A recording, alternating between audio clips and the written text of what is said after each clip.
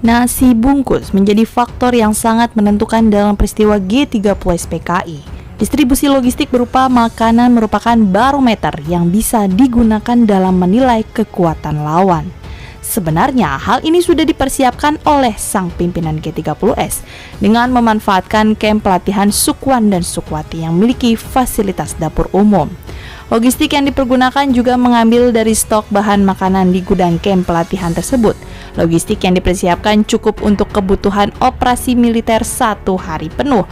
Dapur umum yang ditenagai oleh para Sukwati dari Gerwani mampu menyiapkan kebutuhan makan bagi 5.000 pasukan yang terlibat dalam G30 SPKI.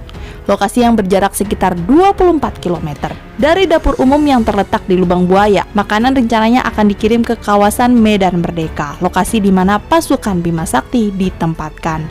Lokasi yang berjarak sekitar 24 km dari dapur umum, jarak yang lumayan jauh. Namun pimpinan G30S memperkirakan operasi berjalan singkat, estimasi gerakan hanya 1 hari. Setelah itu mereka memenangkan pertempuran, lalu pucuk pimpinan negara, mereka ambil alih dan situasi sepenuhnya terkendali.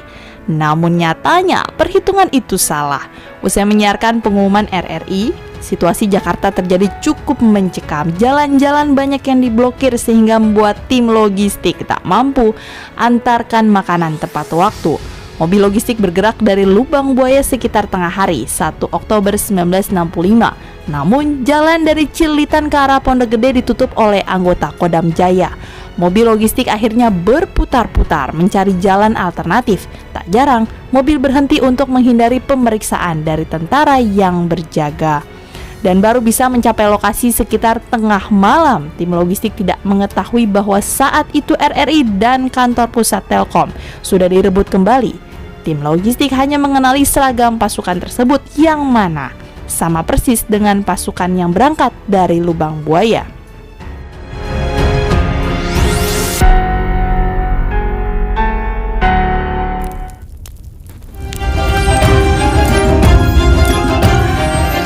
Saya sekarang sebagai yang tertua dalam TNI yang tinggal akan meneruskan perjuangan kamu. Sebagai pahlawan menghadaplah kepada asal mula kita yang menciptakan kita.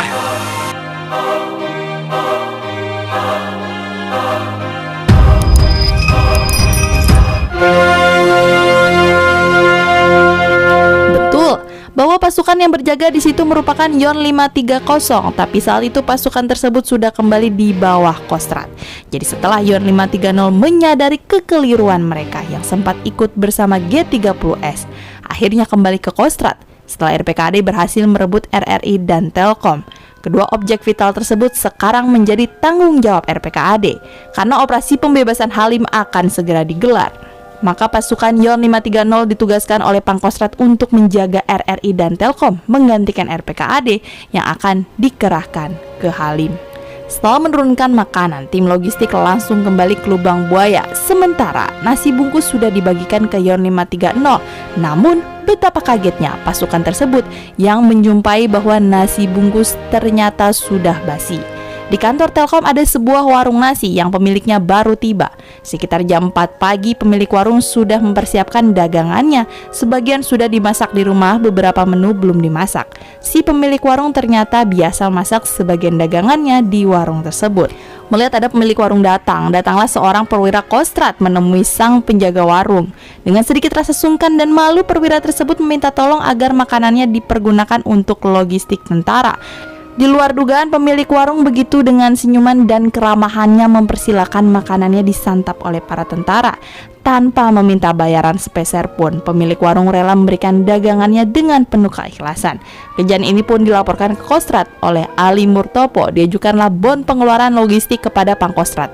Lalu Pangkostrat mengizinkan logistik dikeluarkan dari gudang ke warung makan tadi.